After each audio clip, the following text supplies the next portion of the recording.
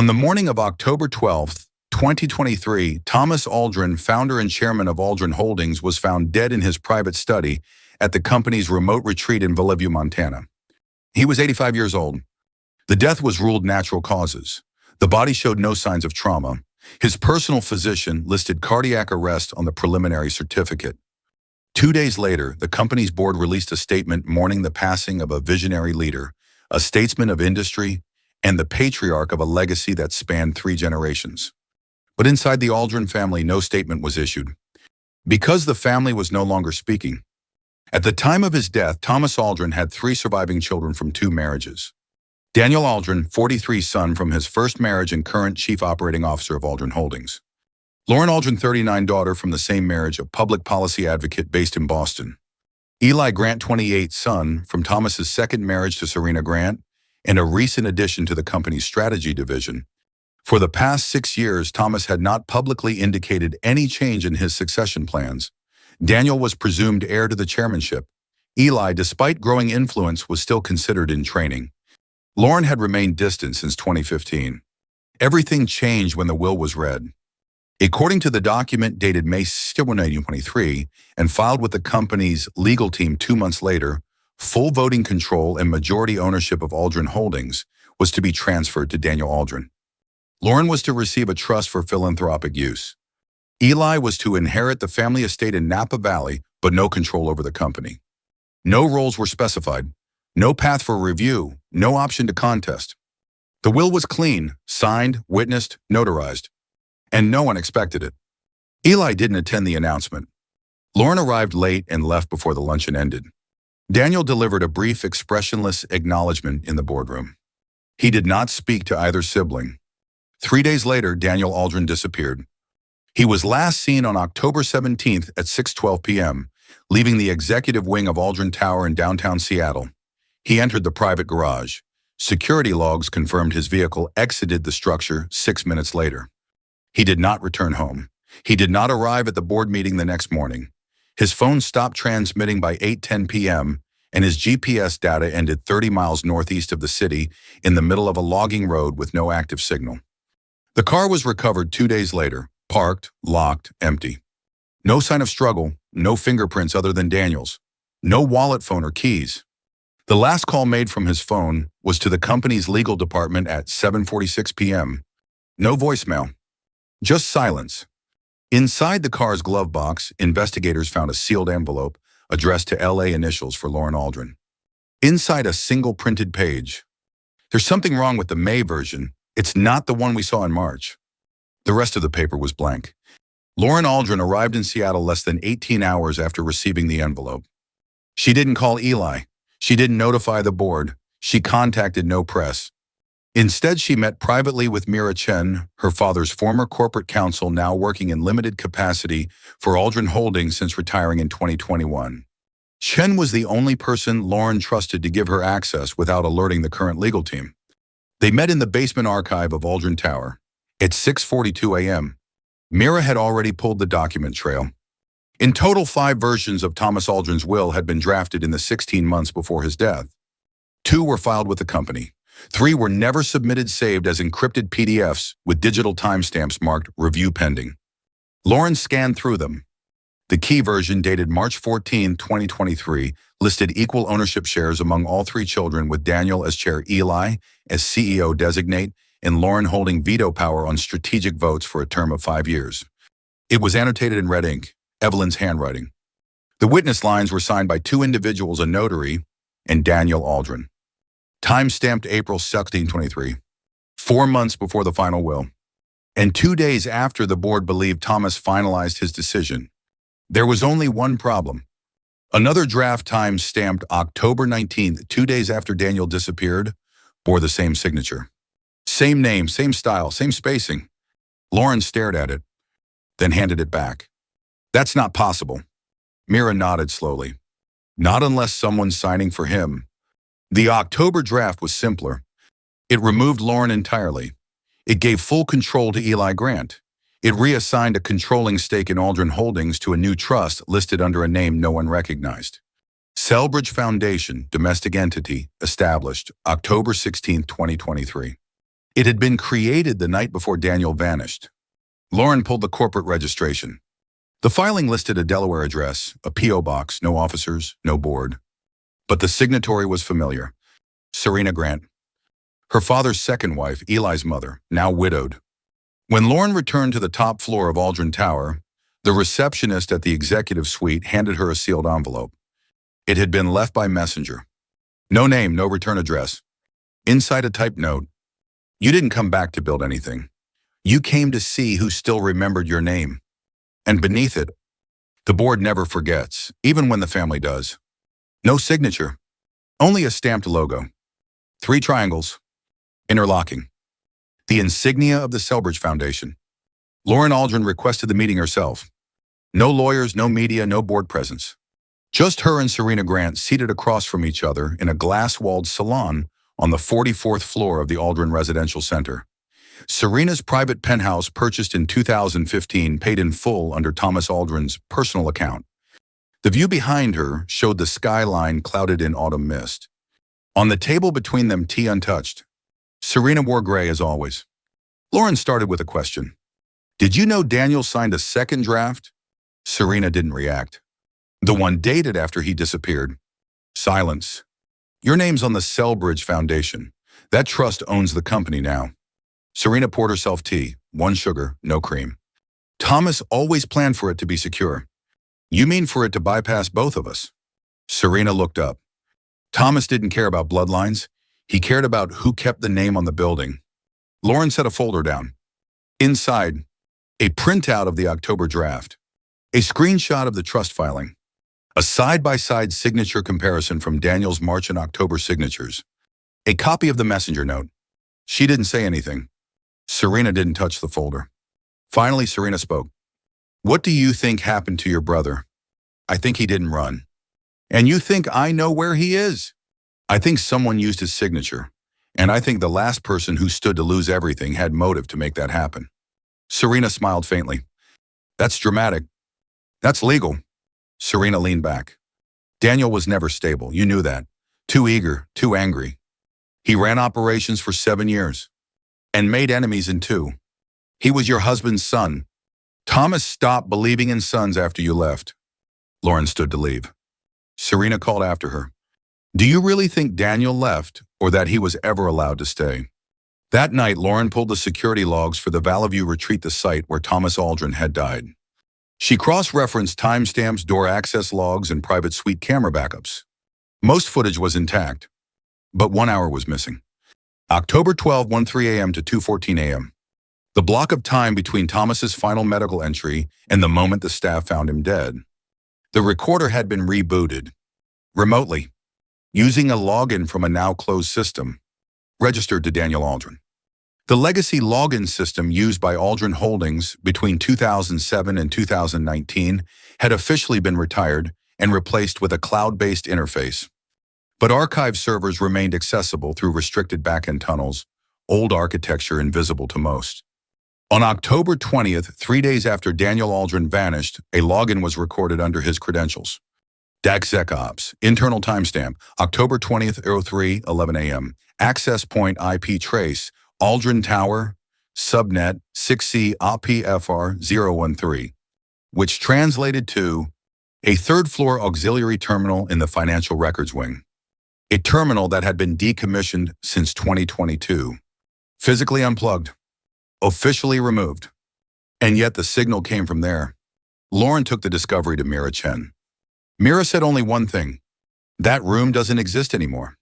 Security walked the floor. Room 6C OPFAR 013 was now a print archive annex paper, only no power, no devices. But in the far corner behind an unmarked sliding cabinet, they found an access panel. Hidden behind drywall. Wired into a live Ethernet jack. Still warm. A small desktop unit booted into a stripped-down OS. Logged in, active. Still running under Daniel's ID. Files accessed. Company charter. Inheritance documentation. Voting rights bylaws. And one internal memo titled Selbridge Contingency Silent Partner Protocol. No record of who authored it, no headers. But metadata showed creation on October 16th, last opened October 20th through 12 a.m. The login window closed at 3:15. No camera pointed at the cabinet. Lauren reviewed surveillance from nearby halls. At 2:58 a.m., a man appeared on the footage, wearing a maintenance jacket, cap pulled low, no face visible. He swiped an inactive badge reactivated just 2 hours before. The badge belonged to a former facilities manager who died in 2020. The reactivation was authorized by a system admin password tied to an account with no listed name. Internal code G standing. A new theory formed. Someone had access to Daniel's credentials, old system infrastructure, a dormant corporate protocol, and knowledge of building architecture no longer on blueprints. And that person had acted from inside the company. Later that night, Lauren received a message. No subject, no sender, just a scanned page. Typed, black and white. You keep looking at signatures. You should look at the ones who watched them get signed, not who held the pen, who stood in the room. Some people don't inherit a company, they inherit its silence.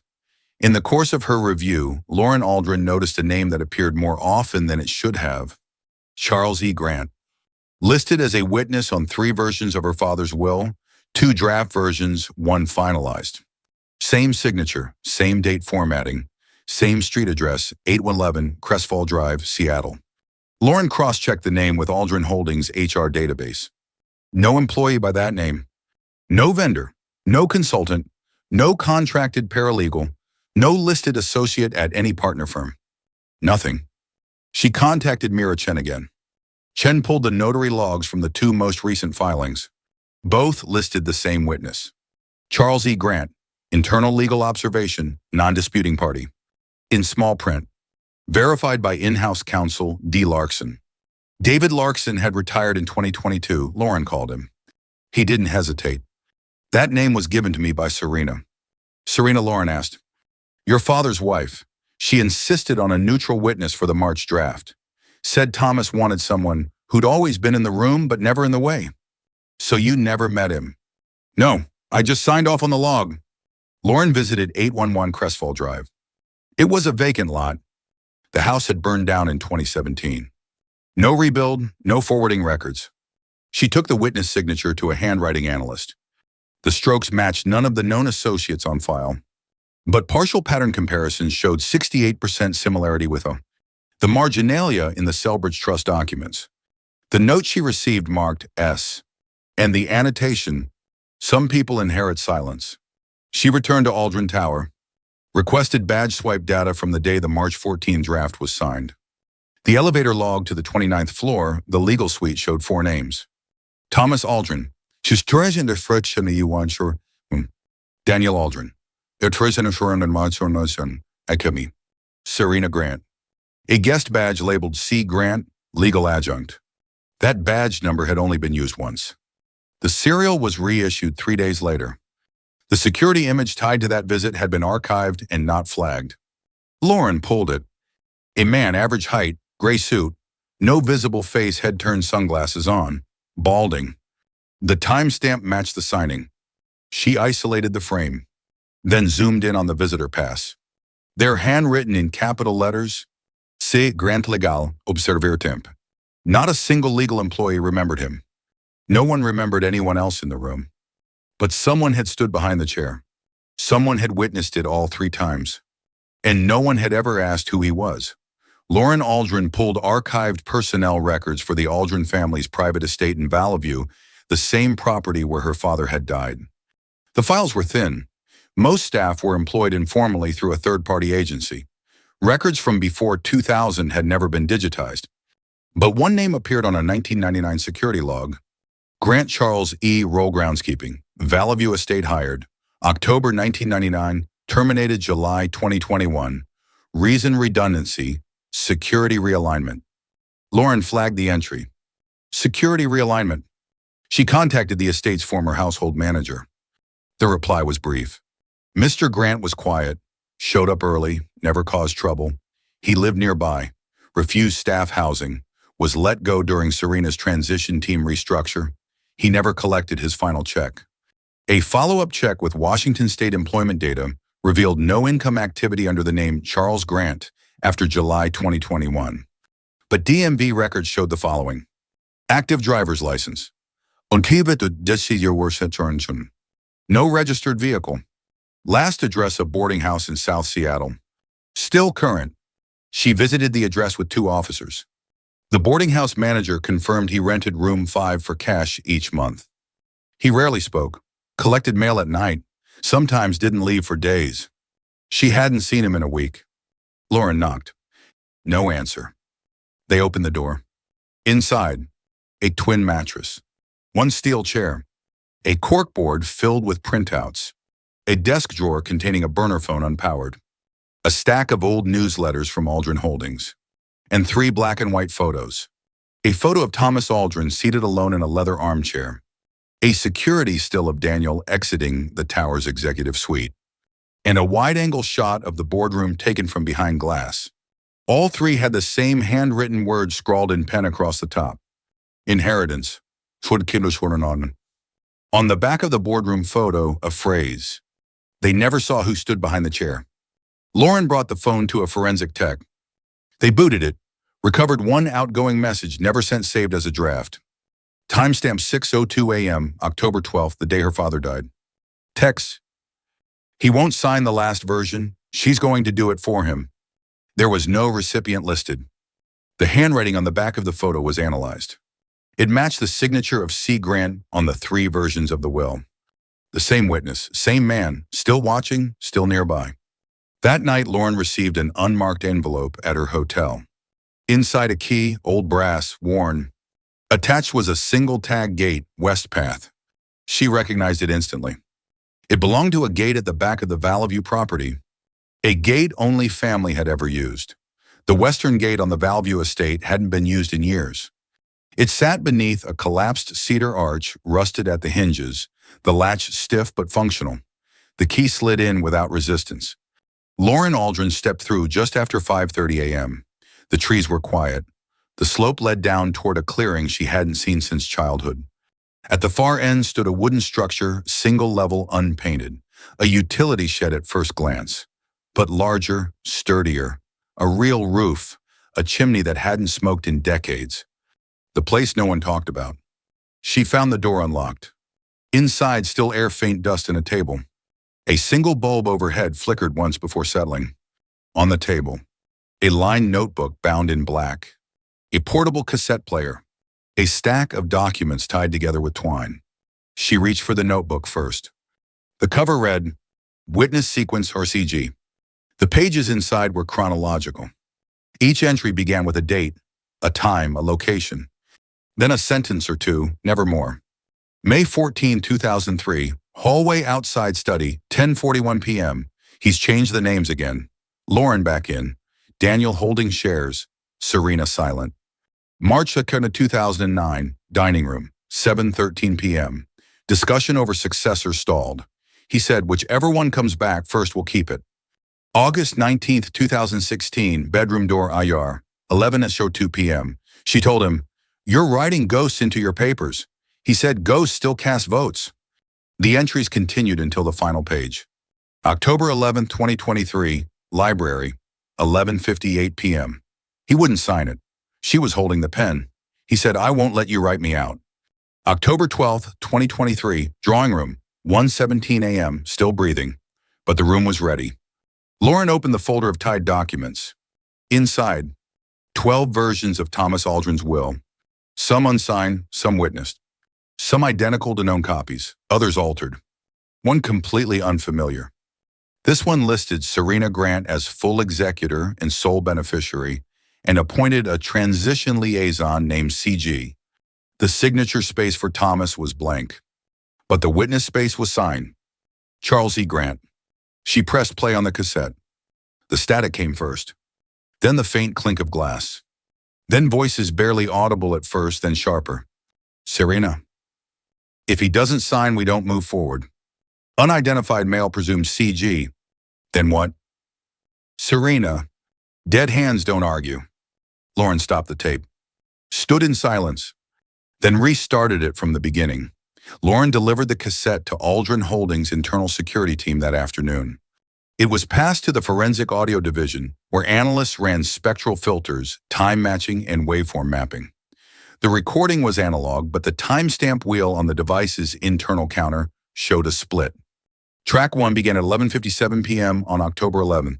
Track 2 restarted at 5:23 a.m. on October 12th after Thomas Aldrin's time of death.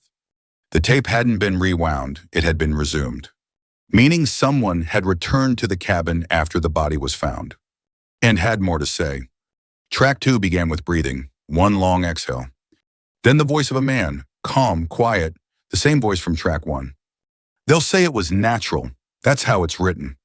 She'll hand them the last version, not the true one. The real one was never typed, because it was never meant to be shared. A pause. But I wrote it. And I was there when he said, "Give it to no one." The voice was analyzed against archival security footage, specifically the camera, still from March 14th, the day C. Grant signed as witness. Waveform overlays showed 91% match. It was the same man. Not just witness, recorder, archivist, and possibly more. Lauren played the second half of the tape again. Something subtle was heard near the end, the sound of a drawer sliding open, papers shuffling, a match being struck. Then, to a certain, he always said it wasn't about who stayed, it was about who remembered. A final breath, then silence. Lauren sat in the private conference room, listened to the tape one last time, and finally said not to anyone. He never wanted to inherit the company. He wanted to inherit the decision. That evening, she searched the legal vault at the family's downtown residence. Inside an unlabeled drawer behind weathered tax files, she found a folder wrapped in string. It contained a will dated October 10, 2023, unsigned, typed but without witnesses. It named no heir, no executor, only a line on the final page. No one continues until I say they can. The handwriting on the line matched Evelyn's. But Evelyn had died in 2010. She turned the folder over, written faintly in pencil along the spine. He let the company live. No one asked who wrote its memory. On the morning of December 1st, Lauren Aldrin convened an emergency audit of Aldrin Holdings' internal record systems. The directive was precise. Review all documents witnessed or processed by any individual not listed on active or historical payroll between 1990 and 2023. The database returned over 400 results. Of those, 38 were internal strategic documents marked Confidential Internal Legal Observer. The witness name, Charles E. Grant. Lauren contacted the IT security team. They traced metadata signatures embedded in the document headers. Most files have been logged using secure admin codes. One of those codes belonged to a user profile that hadn't been active since 2004. But when they pulled the archived user directory, they found it. User ID CG.observer role, internal watch, non-disruptive created, January 6, 1998, last login November 28, 2023. Just 3 days earlier, the system had a profile for a man no one had ever hired. No HR file, no badge ID, no salary record. But the login was active, and the logs showed access to boardroom meeting minutes, servidores for executive asset transfers, internal succession drafts, and the legal template that became the Selbridge Trust. Lauren asked for the original user request form, the one required to create new identities in the legacy system. It was scanned from a paper form. The signature line read, "Approved T. Aldrin," in her father's handwriting. She brought the information to Mira Chen. Mira didn't blink. Your father liked observers, meaning people who didn't ask for anything, just stayed. Stayed where? Everywhere. Lauren began to reread old transcripts of board sessions, notes, legal memos, recordings, and one thing stood out. Every time a decision was made about succession, the same phrase appeared at the bottom of the minutes. Observer present, no objections recorded. No initials, no voice, just presence. Later that week, a whistleblower email arrived at the legal inbox. Anonymous, no metadata. Attached a zip file. Inside, surveillance clips, handwritten scans, photos of a man walking through the halls of Aldrin Tower. Always at night, always with a file in hand, always leaving through the freight elevator. The final image, a shot from October 11, 2023, time 2:03 a.m. The man is walking past Daniel Aldrin's office. The lights are off. Daniel had vanished 4 hours earlier. Forensics ran facial enhancement on the image.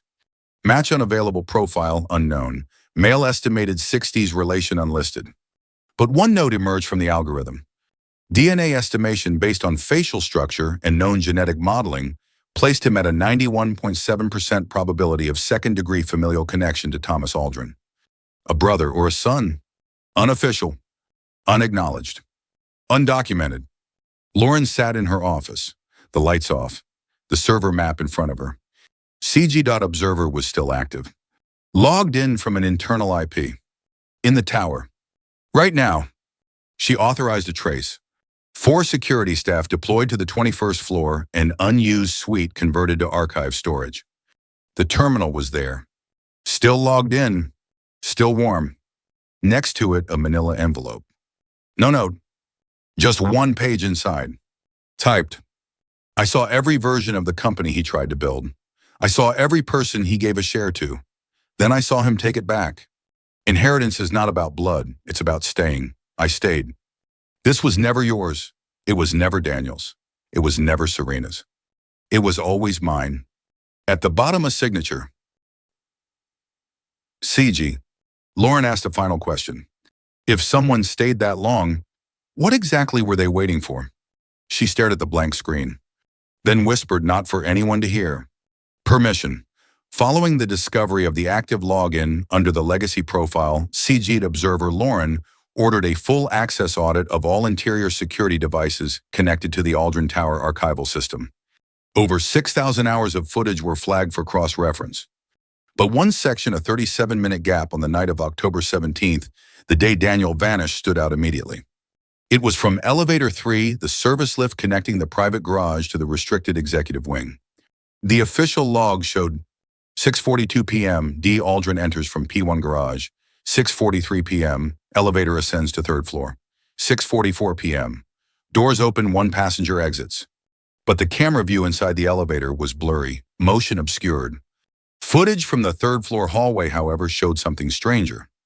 The man who stepped out wasn't Daniel Aldrin. Same height, same jacket, same briefcase. But wrong shoes, wrong gait, wrong posture. Daniel had a left knee injury. The man on camera walked clean. Lauren asked for side-by-side footage Daniel walking earlier that day versus this new exit. The match was only partial. Enough to fool facial recognition from a distance, but not enough to fool family. Lauren stared at the screen and said, "That's not my brother." The security team ran elevator access logs for the same lift. It showed one scan, Daniel's keycard. But the backup system showed something else. An override triggered 1 second before the card swipe. It had come from an unregistered access point, routed through a maintenance panel on level B2, the tower's sub-basement. An area listed as non-operational since 2005. The sub-basement had been part of the original headquarters before the 2004 expansion. It housed utilities, old mail shafts, and sealed access to the original freight elevator. Lauren had never seen it. Few employees even knew it existed. She and 2 security agents descended manually using a fire stairwell, not marked on standard maps. They passed a heavy door marked Archive Legacy Authorized Entry Only. It was locked from the inside. They used a crowbar. Inside, a steel desk, a typewriter, 2 rotary phones, un troisier de tournevis, a cot, 4 filing cabinets, and a wall covered in printouts. Each printout was labeled by year. Each featured headlines, internal board minutes, diagrams, names, red lines, notes in block capital handwriting. One said, "Thomas took it, I remember before him." Another, "Daniel is not the last, the first never left." And one more, "I've been here longer than any shareholder." The desk drawers contained 17 ID badges, all fabricated, each tied to internal profiles that had existed for exactly 18 months before deletion. The earliest 1992, the most recent 2023. All were labeled observation, non-engaged. Each had a different name, but all bore the same face. The man from the elevator footage. In the corner, Lauren found a rolling cabinet. Inside, 2 pressed suits, a copy of Daniel's old access badge, a pair of dress shoes size 12, and a small envelope unsealed. Inside the envelope, Daniel's phone, the one never recovered. It had never left the building. The tech team recovered the last video taken by the phone. Timestamp October 17, 7:02 p.m. The camera was pointed at a polished floor. Heavy breathing. Then a voice. You don't belong here. Daniel's voice responded hoarse, confused. Who are you? Another breath. You left, I didn't. Then the phone fell. A thud, a scuffle, footsteps. End of recording. That night, the Aldrin board received an emergency notice. Lauren was invoking Clause 14 of the Succession Charter, a vote to freeze all active transitions and reopen the question of legal control. It had only been used once before, by her father in 1986, to remove his own brother, a name never recorded, but now maybe not lost. The next morning, someone tried to log into CG Observer again, but the account had been locked. 5 minutes later, the freight elevator descended without authorization. Lauren was already waiting in the basement. The doors opened. No one was inside, but pinned to the wall was a note, typed. This was never about money or names. It was about the rooms, the floors, the air. Some people inherit companies. Some inherit paper. I inherited the silence between them. I'm still here. See, the house on Trenton Avenue hadn't been open in 20 years. It was where Thomas Aldrin grew up, a 2-story colonial near the edge of Everett, Pennsylvania, red shutters, stone walkway, now owned by a management company, technically a storage site for old Aldrin family records. Lauren Aldrin had only been there once as a child. She returned with court approval and a key from the legal archivist. Inside, dust, plastic sheeting, boxes marked with faded tape. In the attic, she found it. A cedar trunk, locked, key already inside. Inside the trunk, a stack of school records, old family correspondence, 3 reels of 8mm film, and a folded envelope with no name, only the initials CG. She opened it. Inside, a birth certificate. Name Charles Grant, date of birth, August 5, 1959. Father Thomas Aldrin, verified mother, blank. Filed in Pennsylvania, delayed registration signed in 1973, 14 years late. Lauren sat down. Below the certificate was a small Polaroid, a boy maybe 11 standing beside a fence. In the background, unmistakable, the original Aldrin house porch. The same porch she'd seen in her father's campaign posters. The one in the company's earliest annual report. She turned the photo over. Written in ink. He doesn't speak much, but he listens better than anyone I know. No signature. Just the date, May 1970. She brought the records to Mira Chen. Chen didn't speak for a long time. Then she said, He never acknowledged the child publicly, but he kept every document. You think he was ashamed? Chen shook her head. I think he was afraid, not of Charles, of what would happen if someone asked where he'd been all those years. At the bottom of the trunk, folded in oilcloth, Lauren found one more item. A legal draft. Unfiled. No seal. Just a title. Amendment of Succession Rights for Witness. Inside, a single paragraph. Whereas one who has observed and remembered the continuity of the organization from its inception and who has acted as silent custodian of memory, I name Charles Grant as legal inheritor of intangible stewardship. This is not a transfer of shares. This is a transfer of presence. He is not to speak, he is to remain, but he is to know the house was his long before the papers said otherwise. Signed, T. Aldrin. It was dated 1991. Lauren closed the trunk, sat on the attic floor, and whispered, You weren't erased, you were hidden, and you stayed. No arrest was made. No charges filed. The name Charles Grant never appeared in a press release, never crossed the boardroom threshold, and was never acknowledged by Aldrin Holdings as a person of interest. He had technically never worked for the company, never held shares, never signed a salary document, never attended a meeting. But the security system showed he had entered the building more than 300 times. Always with access, always through alternate means, always unseen by staff, never challenged. Lauren Aldrin presented her findings to the board on January 4th. She didn't mention Grant by name. She simply called him the observer who never asked to be included, only remembered. The board voted to restructure governance. 3 tiers. Operational held by the CEO. Strategic overseen by the board. Continuity a new position unnamed with private access to archives, and veto over any vote-altering succession. That seat remains empty, officially. But every month an envelope leaves the tower. Handwritten. Stamped. No return address. To the one who stayed care of 811 Crestfall, Seattle. The address no longer exists. But the post office forwards it. Automatically, without question, someone picks it up. Every time. Daniel Aldrin was never found. His car remains in evidence storage. The phone recovered from the sub-basement contained only one final text draft. I found someone in my office. He knew the password. Sent to no one, saved, never delivered. Serena Grant resigned from all Aldrin-affiliated boards 2 weeks later. She left the city. No forwarding. Lauren returned to the Trenton house once. The attic had been sealed by the time she got there. Only a note left behind tacked to the inside of the trunk lid. We don't always inherit money, or buildings, or titles. Sometimes we inherit the silence, and it's enough. Signed in pencil. C. Sowen. The tower still stands. The freight elevator is now disabled, the sub-basement sealed, the access logs overwritten. But sometimes a door will open before the badge scans. A terminal will wake before anyone touches the keyboard. A voice memo will vanish from the inbox before it's played. No alarms go off. Nothing ever gets stolen. Only rearranged. As if someone is still observing. The inheritance was never about what was written. It was about who stayed long enough to remember. And someone always did. They say Aldrin Holdings was built on vision sustained by structure and passed on through legacy. But there's one thing no will ever recorded. That to preserve an empire whose leadership kept changing names, someone had to remain unnamed, holding no role, no shares, only memory. The final heir never spoke, never claimed a title, and never left the building. He simply never left his place.